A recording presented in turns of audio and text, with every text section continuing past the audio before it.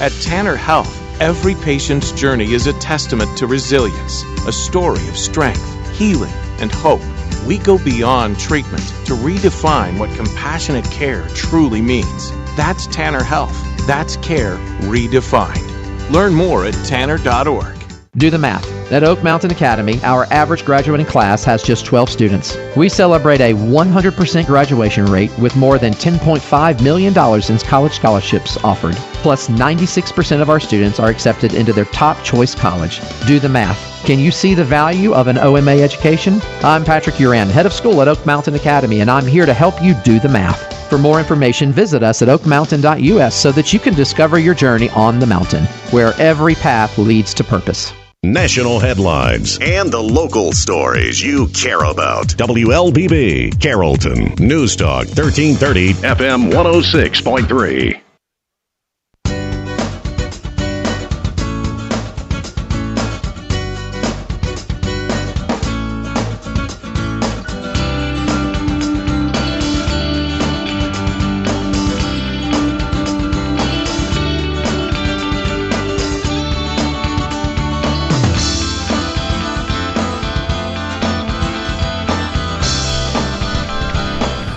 Good morning. Welcome to the Community Voice. I'm Steve Grady-Carroll. Delighted to have you with us. It's a beautiful morning and very thankful to be here. And, you know, they've said it once and they'll probably say it as long as I'm alive. You know, now that the Georgia General Assembly has adjourned, the great state of Georgia is safe once again. Our guest this morning is State Senator Tim Bearden, District 30. I love reading bios. I don't know why, but let's quick bio on Tim Bearden. He's been a resident of West Georgia since moving to Haralson County in 1975 and graduating from Bremen High School. He started his career in law enforcement with the Villa Rica Police Department, rising to the rank of sergeant. Oh, okay, sergeant. And the motorcycle division for the Douglasville Police Department. Tim now lives in Carrollton with his wife of 31 years, Tresca, and they have 2 adult children. He was elected in 2004 as state rep for District 68, encompassing parts of Carroll and Douglas. During his service in the state house, he voted to cut taxes, protect life, and straighten Georgia's immigration laws. He eventually became chairman of Public Safety and Homeland Security. 2011, Governor Nathan Deal appointed Tim as the executive director of the Georgia Public Safety Training Center. And following his public service at the Georgia Public Safety Training Center, along with a stint as Deputy Chief of Staff for House Speaker David Ralston, Tim joined the private sector and worked in government affairs. He was elected. Then he's been elected to the State Senate. When were you elected to the State Senate, District 30? Special election in 2024. Okay, 2024. All right. Well, good morning and welcome. Oh, I got to give out the committees because I'm sure everybody's interested in that. He's a member of the Economic Development and Tourism Committee, Education and Youth Committee, Public Safety Committee, Judiciary Committee, and he's been named chairman of the Government Oversight Committee. So what are you going to oversee there, Chairman? One of the things we've been looking at is, since you brought up, is the local victims assistance program, how the money's being spent, make sure the money's going to victims. During our look back in the Department of Audits, there's some of the money that was not going where it should have been going. Some money was more reserves than they should have been kept. There was an interesting bill that was passed this year. There were so many numbers, but anyway, it created basically new organization for shelters and everything that we thought was a really good bill, and we're probably going to talk about how to make sure that's funded properly to make sure that victims have basically a one-stop shop. All the services in one location, instead of victims having to go to different locations and different areas to try to get the assistance they need. So that's something we're going to be looking at during the interim right now, and make sure that piece of the puzzle is funded. Sounds good. We hear national stories about fraud in Minnesota, California, et cetera, but it's in red states too. To what degree do you think in Georgia? I wouldn't want to guess, but as long as we have civilization, there's going to be crime, and people's going to try to figure out a way to get things for free or defraud individuals or governments, and so it's something that we always got to keep a close eye on and make sure the laws are keeping up with what's happening in society right now. I wanted to start out this morning by kind of focusing on the bills that you were either sponsored, authored, or had an involvement with, and it looks like what is it? House Bill 1243, Next Generation of 911. It's going to be a constitutional amendment this year. Yeah, what we did is we created a constitutional amendment to set the framework. Next Gen 911 it's not new, but it's not where it needs to be in Georgia. You take somewhere like North Carolina when Hurricane Helene hit, they had 911 centers completely destroyed underwater. But because they had the Next Gen 911 system, those calls were able to go to different 911 centers to go back if public safety or emergency personnel can make it to the scenes where the victims needed help. But also allows texting, video.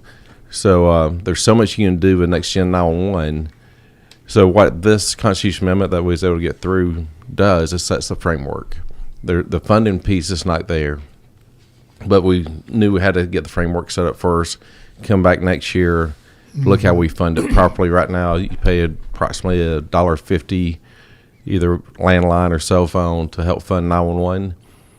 Way it's set up in Georgia, some of that can go to salaries for 911 operators and different things. We got to find that dedicated source to make sure that we build out the Next Gen 911. One of the most important things that you got to get done is the GIS system, which basically lays out the mapping.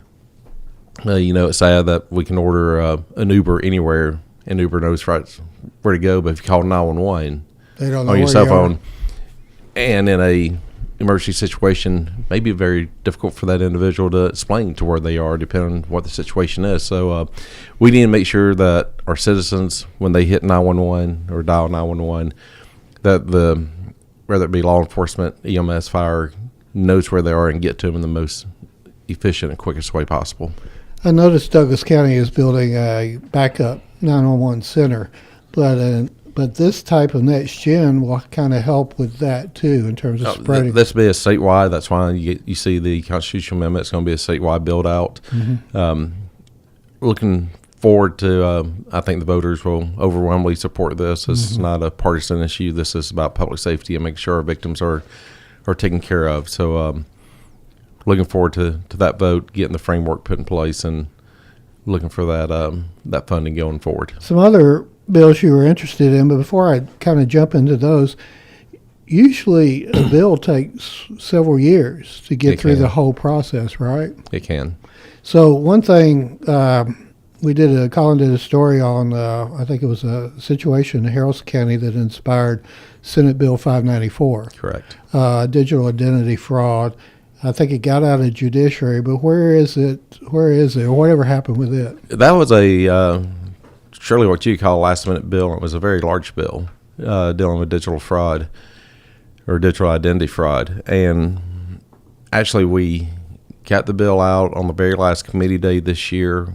Guess when this happened, I was made aware of what happened in Haralson County.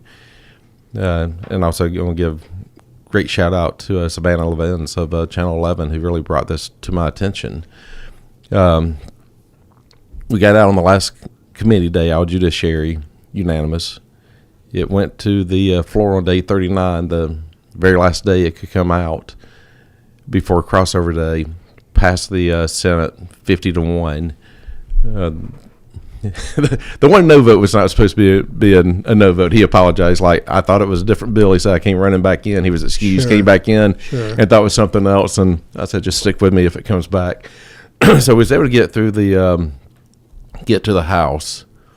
And the sad thing is, my bill really held the platforms accountable to the victim, to law enforcement, because in this certain case, the victim could not get the platform to pull down the fraudulent information. I think this case, it was a GoFundMe page. It was. They stole all her information, her pictures, her videos. Fraudulent GoFundMe page. Yeah, so you had someone trying to make money off this victim, and a very sad circumstance in Haralson County where a child passed away at an early age, and that's where they was trying to raise the money. So when we went to the House side on committee on that one, they stripped out about 85% of the bill, and it was all the... Why? Good question. They were trying to say that under Federal Law 230 there was protections. I was pushing that envelope. I don't think I did. We even had the Prosecuting Attorneys Council supporting us, saying this is a great bill. It will help us on these type of crimes. So what we was trying to do is make sure the victim had a right or a way to get to the platform to have this fraudulent information brought Or down. law enforcement did too. So at first it was 48 hours. We moved it to 72 hours in the bill. And if they didn't do it, there would be a fine of $5,000 per event. But what was even worse was when our individual from Harrelson County made the police report, the police reached out to the platform and still could not get it taken down. And so you have an active investigation into what would have been digital fraud, but fraud. The law enforcement contacts the platform still would not take it down. And I said it took 11 Alive to contact the platforms like, we're about to do a story on this, and they finally took it down. Mm-hmm. So we had even a stiffer civil penalty for the public safety. If they try to take it down, they could. There would be a $50,000 fine to the platform, and also did a right of action that the victim could do against the platform. So the House made a comment saying that we were basically violating, or they thought we'd be violating Rule 230. We were not. We even had a clause in there saying this had nothing to do with political speech. And then when the bill came back to me in the Senate, it had 4 additional bills tacked on to it that did deal with political speech that was in direct violation of 230. So it was one of those that you got to try again next year. We're going to come back. I said to get the bill, just to get a bill in a hearing, it's because it was so late, was a long shot. I said we was able to get through the Senate. Got about 15% of it through the House, so we're going to bring that back early next year and hopefully get that through. Another one you worked on, I don't know if you, I guess, sponsored or authored it, Senate Bill 116, DNA sampling for prisoners. Yeah, there was 2 bills that I sponsored that made it to the House. House leadership told me they just did not have the votes. I've requested that they put both bills to the floor because I think it would have had the votes. Senate Bill 116, it went through some changes. End of the day, what the bill said, if someone was arrested and they were illegally here in this country and ICE has put a detainer on them, which means when you are ready to release them, you call ICE. They have 48 hours to pick them up. When ICE picks them up, they're going to do a DNA swab. So what the bill said was if they don't pick them up within the 48 hours, then we would take the DNA swab. That's all the bill did. And I do want to talk on Senate Bill 423, which I think was vitally important because it dealt with dark. That was actually my next one. Okay, it deals with dark money. You can see advertisements right now either on TV, radio, internet, and you don't know who is doing. Basically, what you're talking about is out-of-state donations for Georgia candidates. That was Section 2 of the bill. Section 1 of the bill dealt with, for some reason, the FEC and the FCC has been allowing people to set up organizations funded by the tens of millions, if not hundreds of millions, and run commercials either for or against candidates. But when you go back, you don't know who they are or who's funding these organizations. So we're going to shine a light on that by saying if you don't file the FEC or FCC paperwork properly, then we're going to turn this over to our ethics commissions where you can actually get fined quite heavily, like $25,000 per ad that you run, if you don't say who you are and where your money's coming from. So we want to make sure that Georgians know where this money's coming from this outside influence outside the state. Section 2 of the bill, all it said was 50% of a candidate's donations must come from within the state of Georgia. When I say that, it sounds like, well, that means 50% of your money can come from outside the state. That's true. But we also got to look at the First Amendment and what's happened in other cases throughout the United States. And currently, there's been many states that have been struck down saying maybe just $3,000 outside, $5,000. Some have tried percentages with 15, 20, 25%. Hawaii right now is at 30. They have not been challenged yet in court. So what we want to do is, knowing that we had a state that was at 30% of outside donations, we want to take a little bit more conservative approach and go to 50%.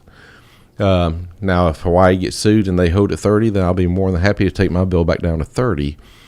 The Supreme Court and other courts have stated that we have a compelling interest to outside forces into our elections. But what they have not told us is what is that amount. They tell us that we have a compelling interest, but they don't say it's 30%, 40%. So it's up to us from the legislative side to put that out there. And I said we went 50. There was no doubt we go to court. But if it holds, we set precedent for the country. If Hawaii gets sued and they hold at 30, then they set precedent.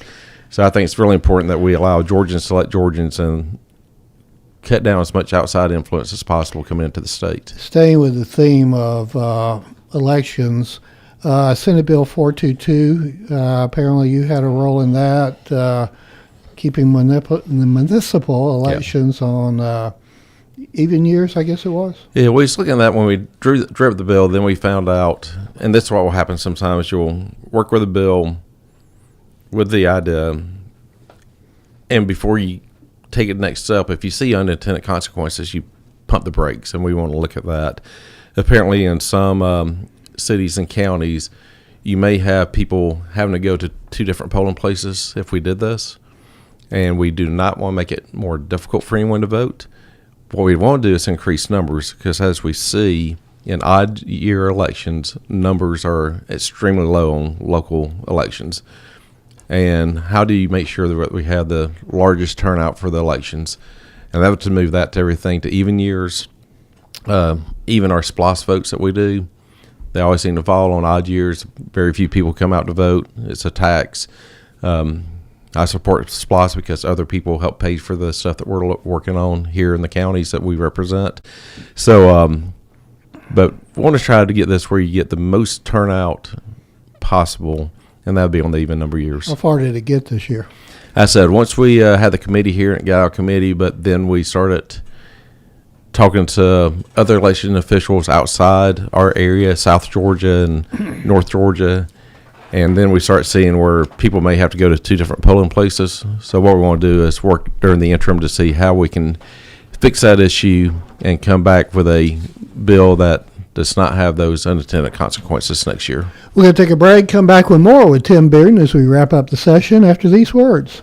Imagine a place where every heartbeat is monitored with the utmost care, where emergencies are met with swift attention, and where cutting-edge technology enables precise and timely treatments. At Tanner Health, every patient's journey is a testament to resilience, a story of strength, healing, and hope.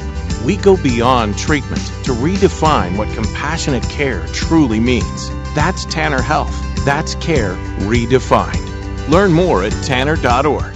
Oak Mountain Academy specializes in a customized designed academic approach tailored to meet the needs of our families. Our lower division prepares students with the necessary foundation to build excellence. Our middle division provides students with over 15 course offerings, providing them with opportunities to explore their talents and gifts. Our upper division provides personalized academic journeys, allowing them to achieve their dreams. I'm Patrick Uran, head of school, inviting you to journey with us. For more information, visit us at oakmountain.us, where every path leads to purpose.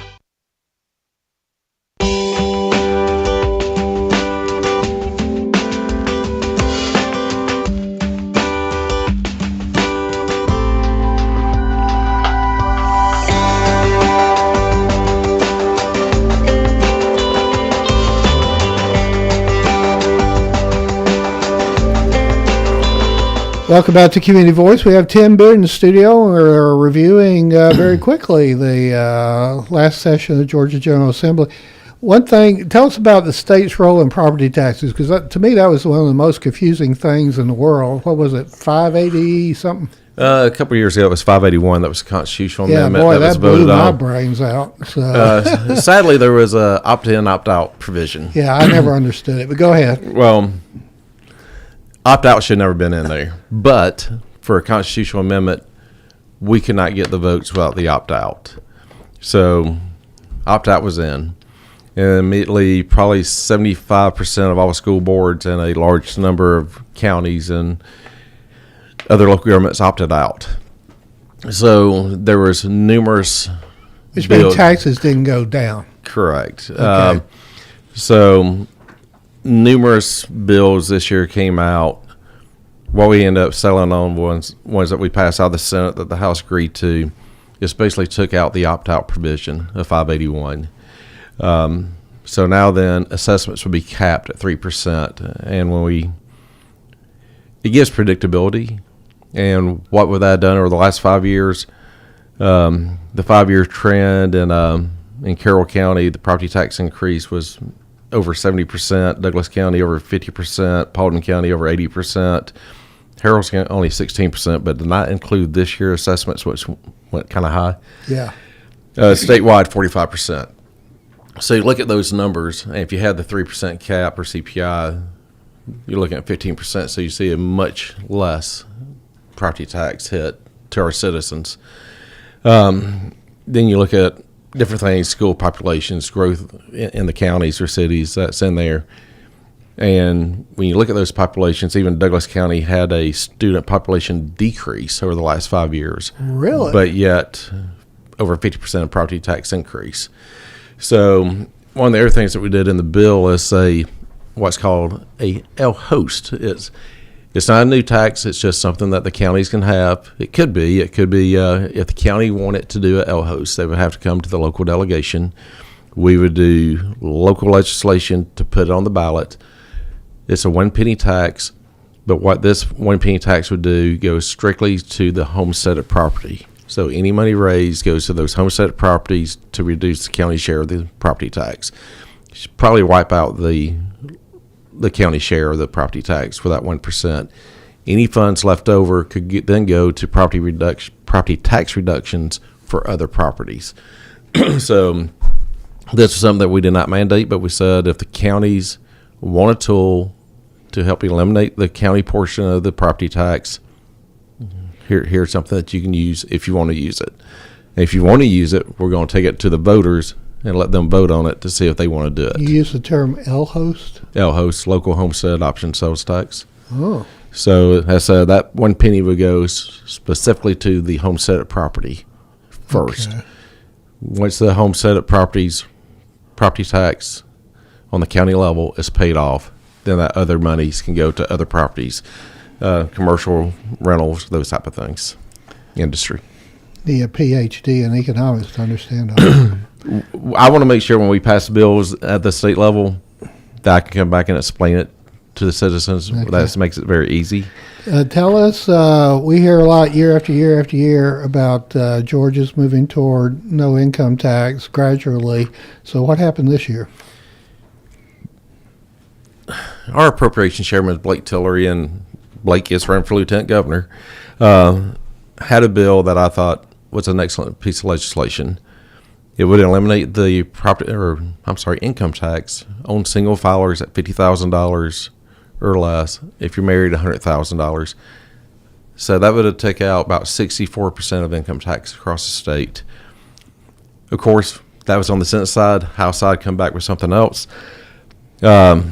Just couldn't get that through. So what we ended up doing, we did lower the state income tax to 4.99. In the bill, it takes it to 3.99 over the next several years. But it did move the ball forward. I'm just not happy with how far it moved the ball forward. So if you're filing married jointly, your basic income tax deduction right now in Georgia is $24,000. It moves it to $30,000. It has an annual increase that will eventually take it to $36,000. If you're a single filer, it took it from 12 to 15 with an annual increase until it goes to $18,000 a year. I would call that a small step. Really like the plan that Blake Tillery laid out. I think it was aggressive. I thought it did a great job. He looked at it from a standpoint of tax credits to pay for it. And I think if he becomes our next lieutenant governor, I think we'll see a strong push to accelerate the state income tax to zero.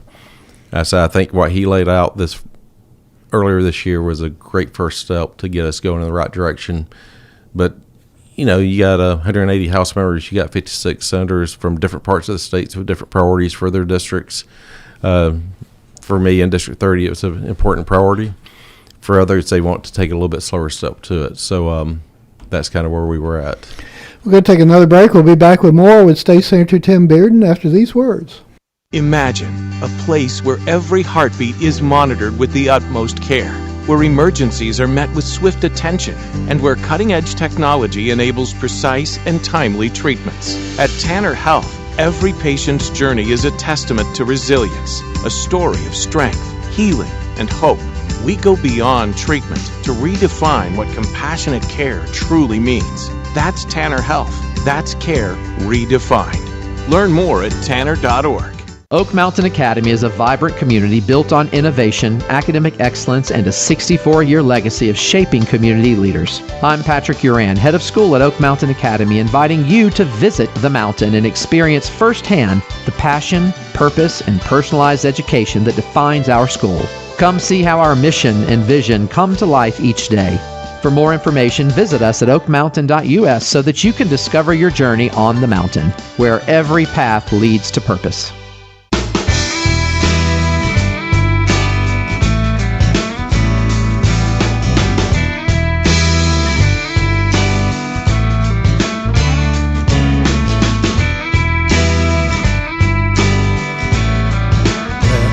All right, coming on, come on back.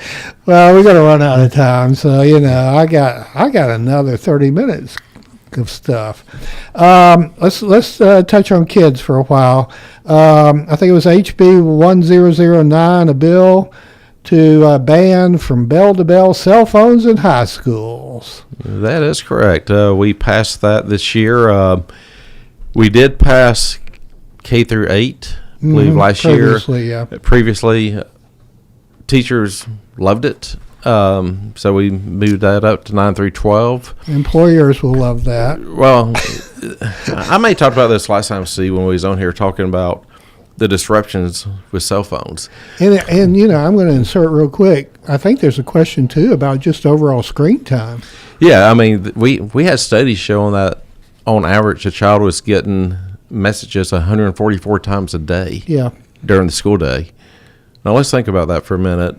Well, it drives me crazy. I mean, yes, the school day is kind of long, but it's not that long, and you're getting 144 different notifications every day that you're sitting in school. You're distracted. The teacher's distracted. The kids around you are distracted.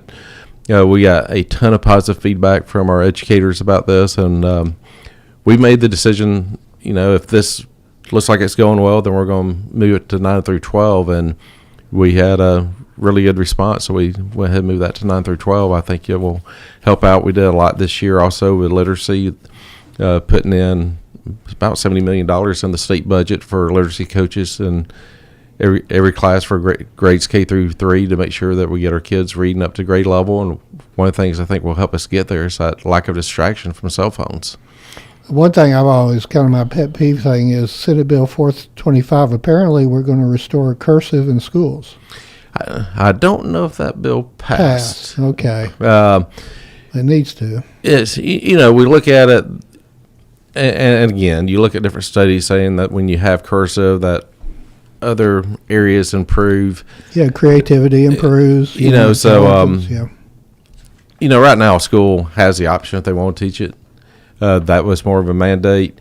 We can get overburdensome with mandates, and we hear from local governments and school systems saying you keep mandating stuff on us. We try to give as much flexibility because you have local elected school boards, you have city council members and county commissioners, and they're the one that we vote, which makes those odd year elections even that more important.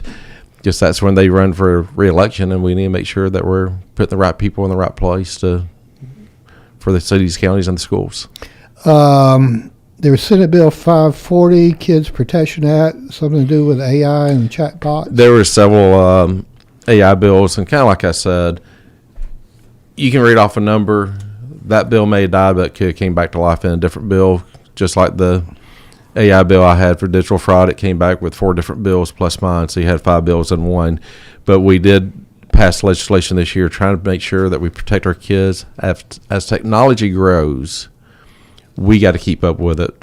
For the last 250 years, this state has done a pretty good job. A lot of law has been passed over that time. But now technology is something new, and I do want to bring up, I will not say the site because I'm not going to give it any publicity whatsoever, but there's actually a site that when I went back and stripped a bill and put my original language in on digital fraud, we added another piece in there. There's actually a website now that you can go to, and you can be the shooter at Sandy Hook. You can be the shooter from Columbine, and as you shoot the students, it will give you the names of the victims. I mean, it's a disgusting website that's really desensitizing our kids, and in my thoughts, more indoctrinating our kids to violence. And these type of, again, holding these platforms accountable, something like that should never be accessible to anybody. And we're going to really disgusting. We're going to go to 5 minutes after. That's and so there was another bill, Senate Bill 398, also that protected it from AI. There, I said there was numerous bills passed out there. There was going to be a lot more bills coming forward. I said we got to make sure that we are protecting kids from exploitation. You know, we've asked the question, does AI know the difference between a real photograph and what's AI? And when you ask AI, it will tell you it's about 99% sure. But what you also don't want to see is a small child, an AI image that's not a real child but could look very much like a real child being exploited sexually online. I mean, that's just, our society has to draw a line somewhere. And I said, with this technology out there now, while technology's great, it's always has been moving forward. But every time you get something that's good, you're going to find people that's going to do something bad with it. And we want to make sure that we hold it. It seems like fewer and fewer people really know the ramifications of AI. It's, you know, you look at it from different aspects. From the military, our military uses AI all the time. It's one of the things that keeps us the world's greatest superpower. It can do amazing things. It can help work production. It can help on everything from medical to not diagnosing, but if you get a test and you don't know how to what you're looking at before you see your doctor, you can put into AI and have it break down and kind of give you a general idea of what you're looking at. Actually, it can be even more general because we used this last year in my family. And, you know, the doctor's like, well, yeah, it was absolutely correct. It's like, well, I wanted to see what we was dealing with before he got to see you within a few days. It's just it won't be out there sitting. But what it can do medically, I think, is huge. I think will help us with breakthroughs on different type of diseases and cancers that are out there. So, but again, those are positives.